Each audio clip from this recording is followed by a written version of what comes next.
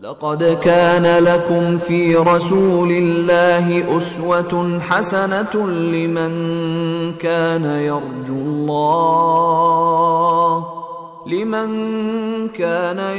الله واليوم الآخر وذكر الله كثيرا. الحمد لله وحده، والصلاة والسلام على من لا نبي بعده ولا أمة بعد أمته ولا كتاب بعد كتابه ولا شريعة بعد شريعته. أما بعد، فأعوذ بالله من الشيطان الرجيم. بسم الله الرحمن الرحيم. لقد كان لكم في رسول الله أسوة حسنة لمن كان يرجو الله واليوم الآخر وذكر الله كثيرا. صدق الله العظيم. My dear respected viewers, welcome back once again to our program, A Perfect Example, where we explore aspects in the life of our beloved Nabi Kareem sallallahu alaihi wasallam with the intention of emulating and inculcating those noble and dear and beautiful habits in our own life. In our last program, we ended off at a very critical and in some way halfway through an incident. We spoke about Umar ibn Khattab radiyallahu anhu, the strong individual personality that he was. And then we spoke about how he set out with the intention of assassinating Nabi Kareem sallallahu alayhi wasallam, met Nu'aym bin Abdullah, who diverted him by saying that instead of going to Muhammad and going to Nabi Kareem sallallahu alayhi wasallam, go and look at what is happening in your own family. So Umar ibn Khattab radiyallahu anhu goes towards his sister, the house of sister Fatima bint Khattab, and his brother-in-law Sa'id bin Zayd radiyallahu anhu, who at that time were being taught the Holy Quran by Hazrat Khabbab radiyallahu anhu. And Hazrat Khabbab radiyallahu anhu was amongst the earlier Muslims teaching them the Quran when they heard the footsteps of Umar. Given his reputation of being hostile against Islam and the Muslims, Khabbab radiyallahu anhu took protection somewhere. Umar radiyallahu anhu barged into the home and seeing and hearing what they were reading, coming to the conclusion that they were reading the Holy Quran, and he sets himself upon his sister Fatima bint Khattab radiyallahu ta'ala anha and Sayyid bin Zayd. He immediately starts beating them up, and he is in a fit of rage and fury. And in that particular situation, he hits them to such an extent that blood starts flowing from the body of Hazrat Fatima bint Khattab radiyallahu ta'ala anha. And then Fatima bint Khattab radiyallahu ta'ala turns around and says that, "Oh Umar, you can do whatever you want." After all, she was also the sister of Umar. And she said, "Oh Umar, you can do whatever you want. You can go and kill us if you want. We have brought Iman upon the truth of Islam and upon the prophethood of our beloved Nabi Kareem sallallahu alaihi wasallam. And we will not leave it at any cost. Do whatever you want." When Umar radiallahu anhu saw the blood of his sister Fatima bint Khattab, there was a degree of regret and a degree of shame. Now, it might have just risen his conscience with regard to it, that what am I doing? Let me at least, given Umar radiallahu anhu, who was very bold, honest, and he was someone that when he took up to something, took it right till the end, no half measures. So Umar ibn Khattab radiallahu anhu said, "Give me what you were reading." So Fatima bint Khattab said, "You cannot read it until you perform ablution." Umar radiallahu anhu performed ablution, then read the beginning ayats of Surah Taha. طه ما أنزلنا عليك القرآن لتشقى إلا تذكرة لمن يخشى تنزيلا ممن خلق الأرض والسماوات العلى الرحمن على العرش استوى. And he continued reading until he came at the end of the first page. And when he came to that portion where Allah subhanahu wa ta'ala grants prophethood to Hazrat Musa alayhi salatu wasalam, and Allah ta'ala tells Hazrat Musa alayhi salatu wasalam, "Innani ana Allahu la ilaha illa ana fa'abuduni wa aqimis salata li dhikri." I am your Lord, O Musa. Do not worship anyone besides me. Wa aqimis salata li dhikri, and establish salat for my remembrance. The heart and the life of Umar had taken a change. And he said such beautiful words. "Take me to Muhammad, I would like to accept Islam." And Khabbab, who was in hiding, came out and said, glad tidings to you, O Umar, just few days, and Nabi Karim Sallallahu Alaihi Wasallam has been making great amount of dua for your hidayat. So Umar ibn Khattab radiallahu anhu, carrying his sword, brandishing his sword, because he had initially set out to kill Nabi Karim Sallallahu Alaihi Wasallam, set out towards where Nabi Karim Sallallahu Alaihi Wasallam had gathered in Darul Arqam. And Nabi Karim Sallallahu Alaihi Wasallam comes, and Nabi Karim Sallallahu Alaihi Wasallam and them, when they see Umar ibn Khattab coming with purpose and determination, given his hostile reputation, some of the Sahaba were initially apprehensive. And Hazrat Hamza radiallahu anhu, who had accepted Islam, and we had made mention of how he accepted Islam, then reassures Nabi Karim Sallallahu Alaihi Wasallam, and he says, let him come. If he comes with good intention, we will welcome him. If he comes with any other intention, then we will deal with him with his own sword also. And Umar ibn Khattab seeks permission to meet Nabi Karim Sallallahu Alaihi Wasallam. And when he comes in front of Nabi Sallallahu Alaihi Wasallam, Nabi Sallallahu Alaihi Wasallam holds him by the side of his kurta. And Nabi Karim Sallallahu Alaihi Wasallam tells him, O Ibn Khattab, tell me the reason why you come. Are you going to be delayed in accepting Islam? Do you want to accept Islam after a calamity has come upon you? Do you want a calamity to come upon you? What have you done? And Umar ibn Khattab radiallahu ta'ala says that, Ya Rasulullah, I have come to accept Islam. Nabi Karim Sallallahu Alaihi Wasallam and the Sahaba who were there, the companions, they started saying Allahu Akbar loud until such a time that they takbir Allahu Akbar reverberates on the mountain tops of Makkah Mukarramah and comes down to the people of Makkah Mukarramah. And not only the people and the Sahaba and the people of Makkah. There is one riwayat and narration that Hazrat Jibreel alayhi salatu was salam comes down to Nabi Karim sallallahu alayhi wasallam and said, O Prophet of Almighty Allah, inna ahla as-sama'i istabshiruka, that, O Nabi Karim sallallahu alayhi wasallam, the dwellers in heaven have deputed me to give you glad tidings on the Islam of Umar ibn Khattab. And now Umar ibn Khattab radiallahu anhu, giving his boldness, goes to Abu Jahl and announces his Islam. Abu Jahl slams the door in his face. Then Umar radiallahu anhu knew that there was a person who was very well known for spreading news amongst people. You have people like that also, the namima, the one who takes things and go and spread it, the panchat person of the gam or the panchat person of the village. So the person who was in Makkah was known as Jamil bin Muammar, that if anything came into the ears of Jamil bin Muammar, then the entire Makkah came to know about it. So Nabi Karim, Umar radiallahu anhu went to whisper that, go and tell the people I have accepted Islam. By that particular day, the entire people of Makkah had come to know that Umar ibn Khattab radiallahu anhu had accepted Islam. Now the coming of Islam, one would say, was only one individual, but given his personality, it made a tremendous amount of difference. Abdullah ibn Mas'ud radiallahu anhu used to say that the coming of Islam of Umar ibn Khattab was a great relief and a help to the earlier Muslims. All of a sudden, they were emboldened. They started gaining courage. And it was Umar ibn Khattab who went to Nabi Karim Sallallahu Alaihi Wasallam, why should we read Salat in such secrecy? Why can't we go and read Salat in the Haram and in the Kaaba and the Baytullah? After all, it is only but fair that Allah Ta'ala be worshipped by the true adherents of the faith and the true adherents of the oneness of Almighty Allah. And Nabi Karim Sallallahu Alaihi Wasallam said, Umar, you know your community and you know the people will not accept it. So Umar ibn Khattab radiallahu ta'ala, together with Hazrat Hamza, one in the front, one in the back, took a group of 40 Sahaba and companions, and they were amongst the first people to be able to read the Salat in congregation in the Haram and the Kaaba and Baytullah. So verily, the coming of Islam of Umar ibn Khattab radiallahu anhu was a momentous occasion in the earlier annals of Islamic history, because it granted the Sahaba Ikram Ridwanullahi ta'ala ajma'in great amount of comfort, great amount of help, and they were relieved, and they gained greater strength by the coming of Umar ibn Khattab radiallahu anhu because of his great attributes and qualities. And that is why Nabi Karim Sallallahu Alaihi Wasallam was to call Umar al-Faruq, the one who differentiates between right and wrong.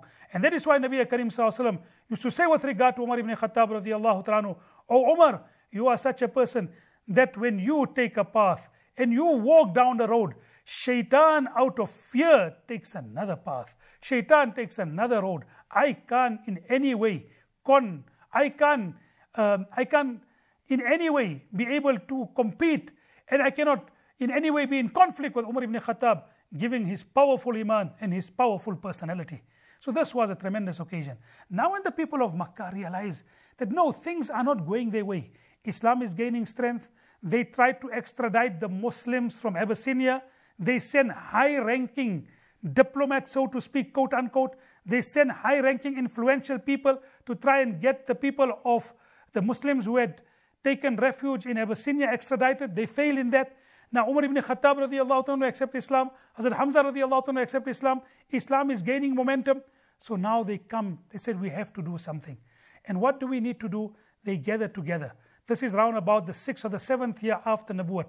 Hazrat Umar radiallahu anhu gains and becomes a Muslim in the 6th year after Nabuwat, 6th year after prophethood. So on this particular occasion they gathered together. When they gathered together they said, what should we do with regard to the growing influence of Islam in the Muslims? How do we put a stop to it? So they came up with a plan and said, let us intense the persecution.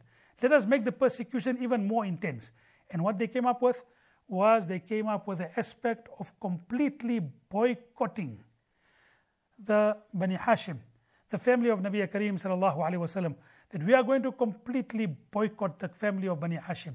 And not only do they do this, but they draw a resolution, and the resolution is placed in the Kaaba and the Baytullah. And they gain unanimity of all the tribes to implement this resolution. And inshallah we will deal with this after the break.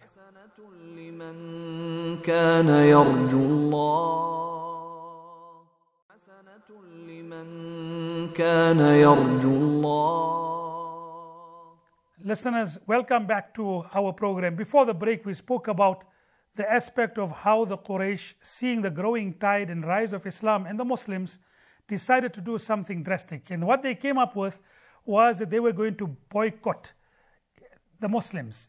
And they are going to boycott Bani Hashim, to put pressure on Bani Hashim. Keeping in mind, as I've said previously, that Makkah was based on tribal affinity and tribal clans. They helped and protected one another. The tribes protected one another even if they were people who did not accept Islam on the basis of tribal affinity, on the basis of how they used to gather themselves around their tribes and their clans. They protected Nabi Karim Sallallahu Alaihi Wasallam.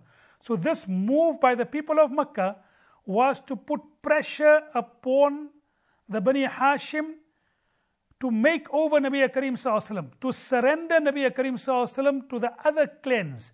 For if they had dealt with Nabi Karim Sallallahu Alaihi Wasallam without the approval of the Bani Hashim, then the Bani Hashim would have taken it as an affront, and they would have taken revenge from the tribe of the person who had inflicted any harm upon Nabi Karim Sallallahu Alaihi Wasallam. So they came to this, that we are going to punish the entire family of Nabi Karim Sallallahu Alaihi Wasallam, the entire clan of Nabi Karim Sallallahu Alaihi Wasallam. And they put up that particular agreement into the Kaaba and Baytullah to give it further prominence and to give it adherence amongst all the other tribes. So all the tribes have been put. It was in many ways the alliance of the willing, the alliance of the people who gathered together to come and persecute Islam and the Muslims, and even those people who are not Muslims but belong to the same tribe. Now this had a tremendous impact. Part of this particular boycott was no intermarriage with anyone from Bani Hashim. Another aspect was no trade whatsoever. You cannot buy from them, you cannot sell to them. Now this is tremendous. It was in many ways a completely stifling type of boycott.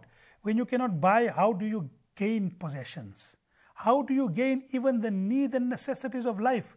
Even water, even bread, even basic necessities were prevented from coming towards the Bani Hashim. And they were then surrounded and put into a place known as Shi'abi Abi Talib, the valley of Abi Talib. In present day situation, after the Safa Marwa, when you come towards the tunnel that leads towards Mina, around about that particular place was this valley of Abu Talib, where the Bani Hashim, Muslims and non-Muslims, were forced to remain in there, and they were boycotted by the people of Makkah. The only person from Bani Hashim who remained out of this was Abu Lahab, the arch enemy of Islam, the arch enemy of Nabi Karim sallallahu alaihi wasallam, who not only was out of this because of his alliance against Nabi Karim sallallahu alaihi wasallam, but he took an active part in implementing the boycott. Now this particular aspect, slowly it started having a great impact upon the life of Islam and the Muslims, to such an extent that the Muslims started, in many ways, were on the verge of starvation. The Muslim children used to cry because of hunger and starvation, and they used to cry until their cries used to reverberate around the mountains of Mecca, without bringing any type of compassion, without bringing any type of feeling amongst the people of Mecca, who were one mind, one track, one mind, that they want to destroy the Bani Hashim for giving protection upon and giving protection to Nabi Karim sallallahu alaihi wasallam. One wonders, how do people do this when they have no compassion? And not only it happened that time, there are many similarities that have happened in recent past, in contemporary history, and also during the course of the great history of Islam. But it hasn't deterred Islam and the Muslims. It hasn't stopped the flow of Islam and the Muslims. It hasn't in any way brought about a change in the number of people who are still adherents of the faith. It bears testimony to the greatness. It bears testimony to the truthfulness of Islam. And may Allah Ta'ala keep us steadfast upon this till the day we die. Nevertheless, just to give an example, there are two examples I would like to quote with regard to it. One is the example which has been quoted by Sa'd bin Abi Waqqas radiallahu anhu. He said, I found one day a piece of a camel's skin. And because I had nothing to eat, and we were prohibited from buying or trading in any way, and I took that camel skin and I grinded it, and it became in a powder form, and for 3 days that was my meal. I used to grind the camel skin, that grinding of the camel skin, I used to have it with a little bit of water. And that was mine. One of the Sahaba who was part of the Bani Hashim says that one day I went out to go and relieve myself. That time they did not have the system of the toilets. So they used to go out and relieve themselves. Excuse me for that. Nevertheless, when they went out, and when they went out, and he said, I picked up something. I do not know in the darkness of the night what it was. But given my extreme poverty, or maybe my extreme hunger, I swallowed that whole. And up to this day, I don't know what I swallowed. It was because of extreme hunger that I had this. Now this remained for almost 3 years. When there were good-natured people in Makkah and Mukarramah who said this cannot continue. Surely this cannot continue. We need to bring an end to this. And amongst the first people who used to do this was a person by the name of Hakim bin Hizam. Hakim bin Hizam was a person of generous nature. So he used to take goods on his camel laden with goods and go in the darkness of the night and go and leave it at Shu'abi Abi Talib, and that way the Muslims used to get some form of supplies, and the Bani Hashim used to get some form of supplies to alleviate the extreme hunger because of the social boycott. One day Hakim bin Hizam was going when Abu Jahl saw him, and Abu Jahl told him, how can you do something like this? You are going against the alliance of the willing. You are going against the alliance of all the clans of Makkah and Mukarramah. We will not allow you to do so. And he started forcibly preventing Hakim bin Hizam from taking that goods which he normally used to leave in the Shu'abi Abi Talib. And Abu al-Bakhtari was also one of the prominent people of Makkah and Mukarramah, and he witnessed this. And he rebuked Abu Jahl and said, how can you allow him to stop because his aunt is amongst the Bani Hashim? And how can you stop him if he wants to go and give food to his own aunt? Surely you have done something that is terrible. You have done something that is evil through and through. This cannot be allowed to continue. Now that incident started gaining momentum. Amongst the good-natured people, they started consulting with one another. But many a times, there is many good ideas amongst people, but you need someone to take it by the scruff of the neck. And the person who took it by the scruff of the neck was Hisham bin Amr. Hisham bin Amr became a Muslim after the conquest of Makkah. Hisham bin Amr first went to Zuhair bin Umayyah. Now who was Zuhair? Zuhair bin Umayyah was the grandson of Abdul Muttalib. He was the son of Atika bint Abdul Muttalib. Now he is, in many ways, just understand this, Abdul Muttalib was his nana, his maternal grandfather. Now normally we find that women are married off to other clans and they assume the identity of the clans in which they are married. So Atika bint Abdul Muttalib, being the aunt of Nabi Karim sallallahu alaihi wasallam, but because she was married to another clan, she was not part of the boycott because she had assumed the identity of that clan. And Zuhair bin Umayyah was someone who was also prominent. Hisham bin Amr went to him and said, Zuhair, how can you live peacefully?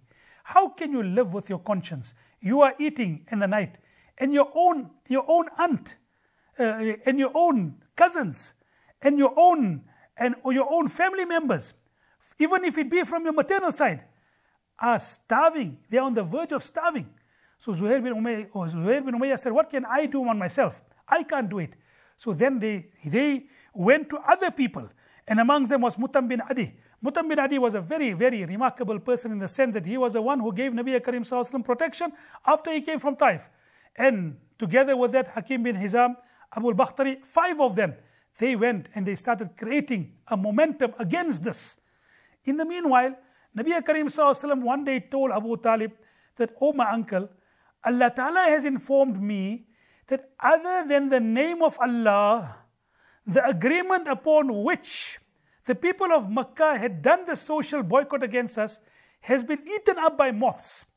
And there is nothing other than the name of Allah subhanahu wa ta'ala that is left in that agreement. So Abu Talib, knowing that whenever Nabi Karim sallallahu alaihi wasallam said something, it was always the truth, Abu Talib sent a message to Abu Jahl and said, my nephew has told me something and my nephew has never ever spoken a lie. Here is the terms of agreement. Here I'm putting something down on the table. Go and see it. If what my nephew is saying is the truth, then you stop your boycott and the boycott is put to an end. And if what he's saying is not the truth, then I agree to surrender Muhammad to you to do whatever you want.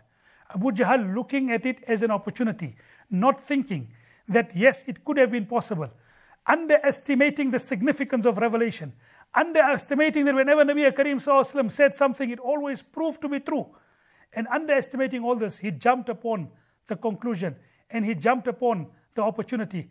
And they all went together to the Kaaba and Baytullah. And when they went to the Kaaba and Baytullah, they found, as Nabi Karim sallallahu alaihi wasallam had said, that the entire agreement had been, eaten up by moths, and only the name of Allah Ta'ala had remained. So after this, the boycott was called off. For 3 long years, the earlier Muslims suffered such degrees of difficulty that they were on the verge of starvation.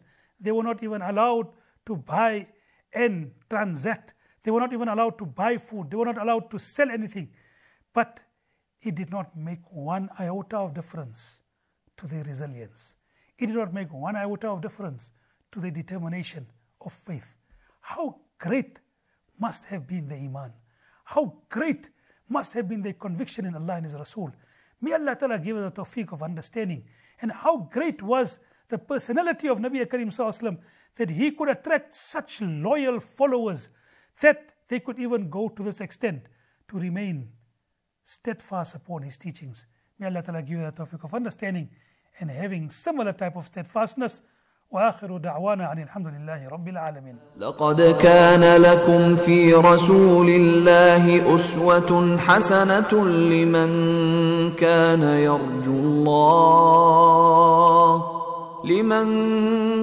يرجو الله واليوم الآخر وذكر الله كثيرا.